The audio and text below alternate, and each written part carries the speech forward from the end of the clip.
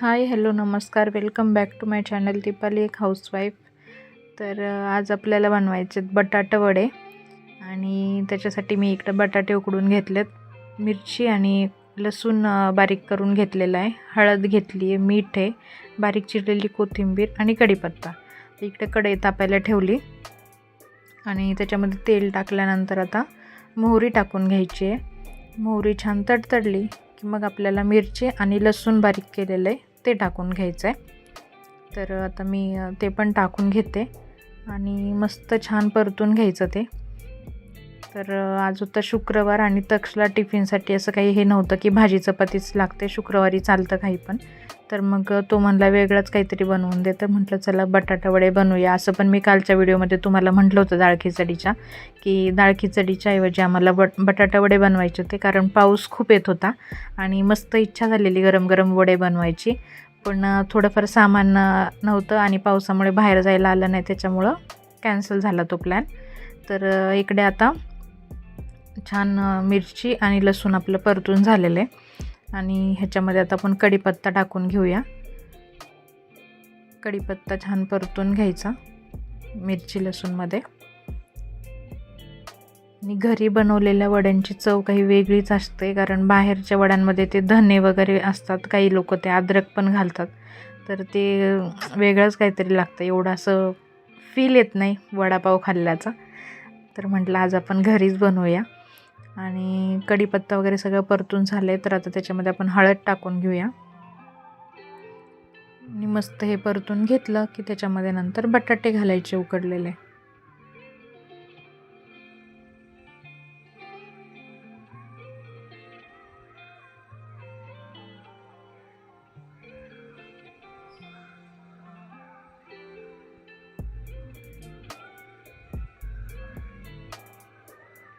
बटाटे हाताने कुस्करून टाकायचे, लहान मोठं असं राहिलं पाहिजे, कारण ते वड्यामध्ये असं तळल्यावरती छान वाटतं असं बटाटा खायला तो.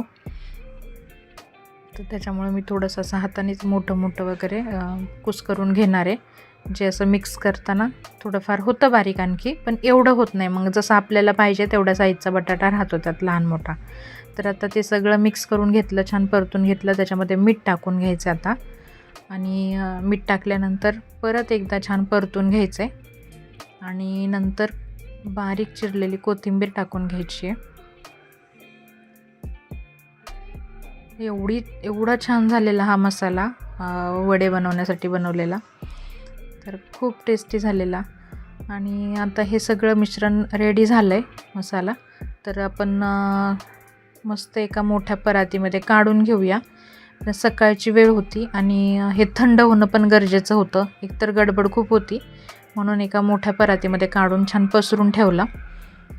ते गरम गरम ह्याचे वडे आपण बनवले तर ते फुटण्याची शक्यता आहे तेलामध्ये, तर त्याच्यामुळे थंड करून घेणं गरजेचं आहे मिश्रण हे. आणि मस्त हे थंड करायला ठेवलं. त्याच्यानंतर आता आपल्याला पीठ मिक्स करून घ्यायचं आहे, बेसन पीठ वगैरे. तर इकडं बेसन पीठ, खायचा सोडा, मीठ आणि ओवा हे सगळं मी मिक्स करून घेतलं आहे. तेल छान तापलेलं आहे, तर तेल तापलं आहे का बघितलं तर मस्त तापलेलं. आणि घेऊया आता वडे सोडून त्याच्यामध्ये.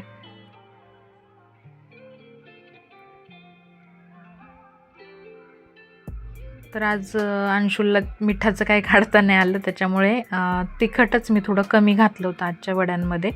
आणि हे जे बेसन पीठचं आपण बनवलं आहे ते पण त्याच्यामध्ये पण चटणी वगैरे घातली नाही. म्हटलं आता मलाच खायचं आहे नंतर एकटीला, तर मिरची मस्त तळणार मी ह्याच्यासोबत खायला आणि होऊन जाणार माझं पण, म्हणजे मला जेवढं तिखट पाहिजे. तर असे काहीसे वडे झालेले आपले. तर मी मुलांना सोडून आल्यानंतर ते तर टिफिनला दिल्यानंतर हे माझ्यासाठी तळून घेतलेले. तर मस्त मिरची वगैरे तळून घेतली. असे वडापाव आपले तयार झालेत आणि आम्हाला पावच चांगले भेटले नाही सकाळी आज, का काय माहिती. तर चला असू द्या. आणि आता आपण बघूया संध्याकाळची रेसिपी. तर संध्याकाळी जेवणामध्ये बनवली होती चिकन बिर्याणी, आणि ती बिर्याणी बनवण्यासाठी पण माझ्याकडे एवढा वेळ नव्हता. पण आता दसऱ्याची साफसफाई करायची आहे 2 दिवसात, सॅटर्डे संडे.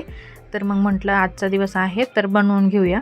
तर त्याच्यासाठी मी हे मॅरिनेट करायला ठेवलं होतं चिकन. त्याच्यामध्ये कांदा, टोमॅटो, मिरची, सगळे मसाले आणि मीठ, हळद, अद्रक लसूण पेस्ट हे सगळं मी त्या चिकनला लावून असं मिक्स करून छान एक तासभर ठेवलं होतं भांडे वगैरे घासेपर्यंत.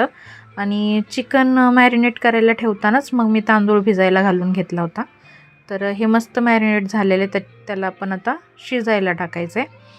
तर त्याच्यासाठी आता थोडासा खडा मसाला घेतला आहे, कुकरमध्येच लावणार आहे मी पटकन आता.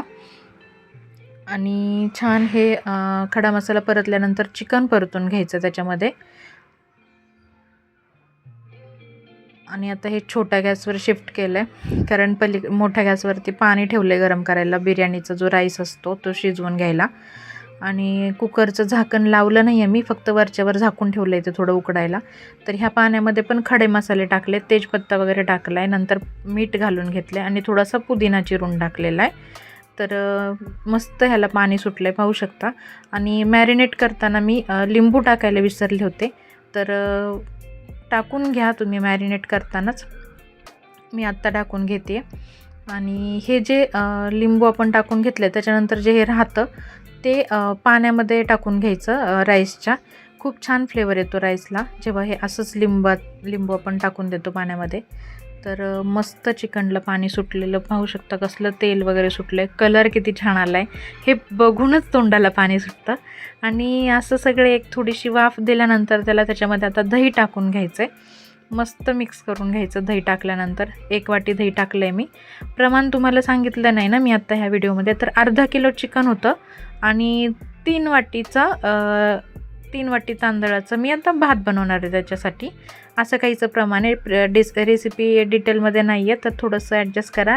पहिली एक रेसिपी आहे माझी बिर्याणीची, त्याच्यामुळं मी आज काही एवढं हे नाही केलं की आपण डिटेलच देऊया म्हणून सगळे. तर मस्त आता कुकर लावून घेतलेला आहे. आणि पाहू शकता तांदूळ पण किती छान फुगला आहे.